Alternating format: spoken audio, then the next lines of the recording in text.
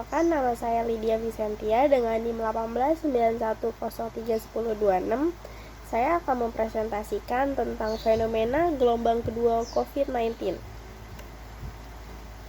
Ada apa dengan gelombang kedua sih? Jadi sejumlah kalangan menyebut peningkatan kasus positif sebagai gelombang kedua, namun kemunculan kasus baru ini kerap naik turun. Tren ini terjadi di beberapa negara bagian Amerika Serikat. Untuk menyebut sebuah gelombang telah berakhir, penyebaran virus corona harus dikontrol dan jumlah kasusnya harus benar-benar turun.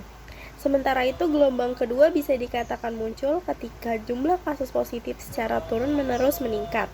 Meskipun begitu, situasi itu tidak berlaku untuk Selandia Baru yang mengumumkan kasus pertamanya mereka setelah 24 hari tanpa virus corona.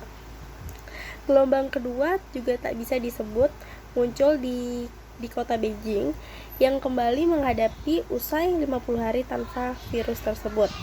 Di sisi lain, para ilmuwan berdebat apakah kriteria gelombang kedua tadi cocok dengan situasi yang tengah berlangsung di Iran. Lalu, apa sih yang memicu adanya gelombang kedua? Pembatasan itu telah menimbulkan gangguan hebat di seluruh penjuru dunia. Perekonomian remuk dan anak-anak tak bisa menjalankan pendidikan di sekolah. Namun, pembatasan ini jelas mampu mengontrol penyebaran virus corona. Teka-teki utama belum terjawab. Adakah bagaimana mengontrol virus dan meminimalisir dampak terhadap kehidupan sehari-hari? Tidak ada satupun studi yang bisa memastikan apakah yang akan terjadi pandemi ini ke depannya.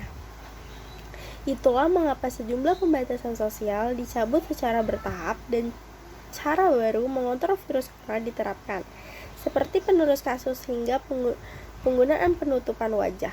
Situasi ini bukan masalah besar jika kultur dapat diidentifikasi dengan cepat dan dengan penutupan wilayah dalam lingkungan lokasi yang diterapkan. Jika strategis ini tidak diambil, ratusan kasus positif baru itu dapat berkontribusi memunculkan gelombang kedua. Korea Selatan yang mendapatkan pujian luas atas kebijakan mereka mengenai virus corona, kini memberlakukan kembali beberapa pembatasan karena adanya kultur semacam ini. Jadi inilah yang disebabkan adanya pemicu gelombang kedua. Gelombang kedua COVID-19 di Indonesia. Dalam waktu singkat, sejumlah individu yang positif meningkat dengan sangat cepat. Selama 4 hari terakhir, penambahan di Indonesia menjadi rekor tertinggi selama COVID-19. Rekor penambahan kasus harian sebanyak 15.308 kasus, kemudian 2 hari sebelumnya bertambah lagi menjadi 14.536 kasus. Akhirnya, pemerintah memutuskan untuk menentukan kebijakan yaitu PPKM darurat mulai 3 Juli sampai 20 Juli 2021. Untuk menekan lonjakannya kasus COVID-19 di ibu kota, kasus aktif ini mencapai 78.000. Jika terus melonjak, akan mengakibatkannya fasilitas kesehatan yang kini menjadi penuh dan akan dikhawatirkan akan kolaps di kemudiannya. Jumlah jenazah dalam setiap harinya melonjak dari 150 menjadi 200 dan naik menjadi 300. Untuk itu diminta untuk masyarakat tidak keluar rumah selama penerapan PPKM darurat berlangsung.